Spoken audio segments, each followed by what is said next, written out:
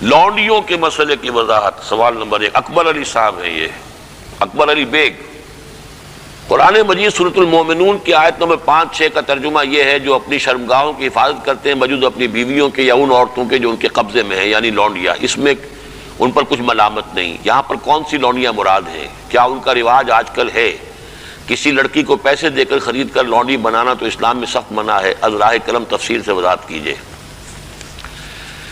دیکھیے، اسلام میں صرف ایک نوعیت کا غلام یا لونڈی جائز ہے، اور وہ ہے اگر جہاد فی سبیل اللہ ہو اور اس میں پی او ڈبلیوز کی حیثیت سے جو کہ کمبیٹنٹ ہو، جو کہ واقعتاً جنگ میں حصہ لینے والے ہیں، مرد اور عورتیں، جن کو آج کل پی او ڈبلیو بنا لیا جاتا ہے کہ وہ جو ہیں پرزنرز آف وار، ان کو اسلام نے اجازت دی ہے کہ بجائے اس کے کہ مستقل اس وہ کنسنٹریشن کیمپس میں پڑے رہیں، وہ اس میں ان کو اسلامی معاشرے کے اندر جذب کرنے کے لیے ان کو تقسیم کر دیا جائے لوگوں کے اندر۔ یہ ہے در حقیقت اس کی غرض و قائد، اور وہ بھی ایسا ہو سکتا ہے کہ کہیں مبادلے کے اندر اگر شکل بہتر بن سکتی ہو تو اس کو بھی اجازت ہے، کہیں اگر زر فدیہ لے کر چھوڑ دینے میں کوئی قباحت نہ ہو تب بھی اس کی اجازت ہے۔ یہ سورہ محمد صلی اللہ علیہ وسلم کی آیت جو ہے اس کے تحت ہم پڑھ چکے ہیں۔ لیکن فرض کیجیے کوئی شکل ممکن نہیں ہے تو پھر کیا کریں؟ انہیں کنسنٹریشن کیمپس کے اندر رکھیں، وہ تو گویا کہ ایک مستقل لائبلٹی بھی آپ پر ہو گئی، اور نمبر 2 یہ کہ ان کی اپنی زندگی اب نارمل ہو گئی۔ اس کی بجائے ان کو نارمل سوسائٹی میں جذب کرنے کا طریقہ یہ ہے کہ کلاس 2 سٹیزنز کی حیثیت سے وہ مسلمانوں میں اس معاشرے میں دے دیے جائیں۔ اس طرح کی جو خواتین ہوں گی ان کے ساتھ تعلق جو ہے جنسی وہ جائز ہے۔ یہ لونڈیاں جو اس طریقے سے لونڈی بنی ہو اس کی فروخت بھی جائز تھی۔ کسی آزاد مرد یا عورت کو پکڑ کر لونڈی یا غلام بنا لینا حرام مطلق ہے۔ یعنی جو کیا تھا انہوں نے امریکنز نے کہ افریقہ سے پکڑ کر لوگوں کو جو ہے وہ جال ڈالا اور آدمی کو لیا اور لے کر لے گئے اور زنجیروں میں جکڑ کر امریکہ میں لے گئے اور پھر انہیں غلام بنا کر رکھا، یہ حرام مطلق ہے۔ اسلام کی تاریخ اس نوع کے کسی بھی غلط حرکت سے بالکل پاک ہے، خالی ہے، صرف جنگ کے اندر۔ اور اس کا بھی میں نے آپ کو بتا دیا کہ یہ سارے اگر اس میں آپشنز نہیں ہیں تو پھر یہ کہ آپ انہیں غلام بنا سکتے ہیں اور ان کی پھر فروخت بھی ہو سکتی ہے۔ یہ ہے جو میرے علم میں ہے۔ باقی کسی کو خام خواہ آپ نے خرید لیا اور کسی کو پکڑ کر کسی آزاد کسی مرد یا عورت کو اور زبردستی لے جا کر کے بھیجا، یہ تو بالکل حرام مطلق ہے، بہت بڑا جرم ہے۔ یہ ضمنی سوال ایک صاحب نے کر دیا ہے کہ نکاح ان لونڈیوں سے بھی کرنا ہوگا۔ نہیں، نکاح لازمی نہیں ہے لونڈیوں کے ساتھ۔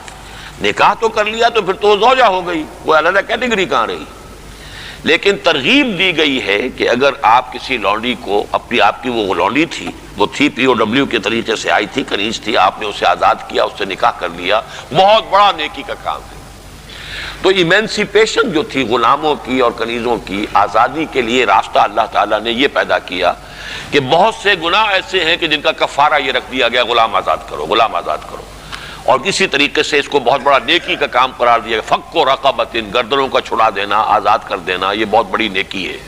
تو اس حوالے سے اس کا معاملہ اسی طریقے سے کسی لونڈی کے ہاں سے اولاد اگر ہو گئی تو اب وہ ام ولد ہو گئی، اب وہ لونڈی نہیں رہی، ام ولد ہو گئی، اسے فروخت آپ نہیں کر سکتے، وہ آپ ہی کے ہاں رہے گی، لیکن یہ کہ وہ آپ کا اس کا درجہ جو ہے عام کنیز سے وہ بڑھ جاتا ہے۔ یہ تفصیلی قوانین ہے۔ اصولی سوال جہاں تک تھا اس کے حد تک میں نے عرض کر دیا ہے کہ اسلام میں یہ راستہ اب بھی کھلا ہے، اور اس کی حکمت کیا ہے اس پر میں بھی بہت غور کرتا رہا، اس لیے کہ بظاہر تو عام خاص طور پر آج کل کے حالات میں یہ چیز جو ہے ذہن انسان کا اس کو قبول نہیں کرنے کو تیار ہوتا کہ اس طرح کا معاملہ بھی ہونا چاہیے۔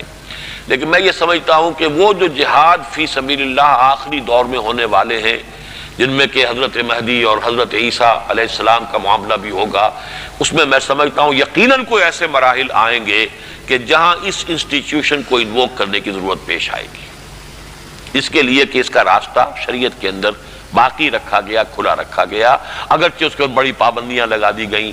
یہ بھی ہے کہ غلام کو وہی کھلاؤ جو خود کھاتے ہو، وہی پہناؤ جو خود پہنتے ہو، کام کا بھی بوجھ اس پر اتنا زیادہ نہ ڈالو کہ جس کا بہت مشقت والا ہو جائے، کوئی بہت سخت کام ہے تو تم خود بھی اس کے اندر شریک ہو جاؤ اس کے ساتھ۔ یہ ساری چیزیں ہیں، ان کے ساتھ نیک سلوک کرنا، اچھا سلوک کرنا۔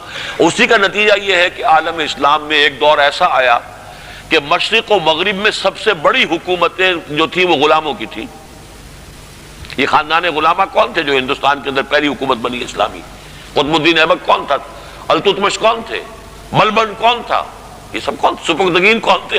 الکتوین کون تھے؟ یہ خود محمود غواری کون تھے؟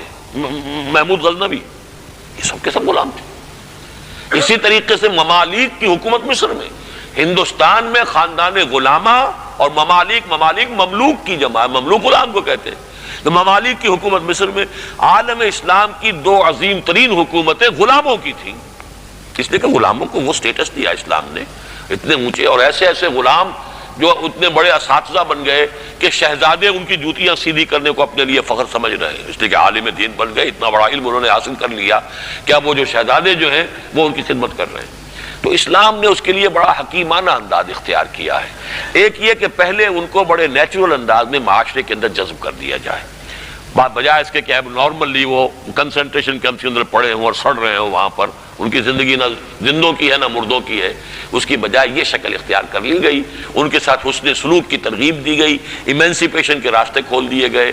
باقی اس انسٹیٹیوشن کو بالکل ختم اس لیے نہیں کیا گیا میرے نزدیک واللہ عالم کہ اس انسٹیٹیوشن کو انووک کرنے کی ضرورت پیش آئے گی آخری دور کی جنگوں میں، واللہ عالم.